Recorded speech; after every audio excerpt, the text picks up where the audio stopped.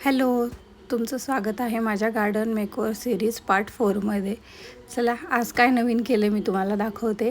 आज मी माझ्याकडं आता खाली जमिनीवरची स्पेस थोडीशी कमी आहे, आता तिकडे झाडं लावायला वगैरे, म्हणून मी व्हर्टिकल स्पेस क्रिएट केली आहे. आणि जेणेकरून मला असं भिंतीवरच्या तिथे पण मला झाडं वगैरे लावता येतील. आणि माझ्या बऱ्याच कुंड्या आहेत ज्या खाली, त्याच्यामुळे जागा खूप आटून चालली आहे. तर मग मला थोडीशी व्हर्टिकल पण करावं वाटलं, म्हणून मग मी म्हटलं की आज व्हर्टिकलमध्ये हे करावं थोडंसं, म्हणजे जेणेकरून माझ्या जास्त कुंड्या वर पण बसतील. आणि ज्या छोट्या छोट्या कुंड्या आहेत त्यांना जास्त जागा लागत नाही, म्हणून मग म्हटलं की हे सोपा उपाय आहे माझ्यासाठी, म्हणून मग मी तो हे केला.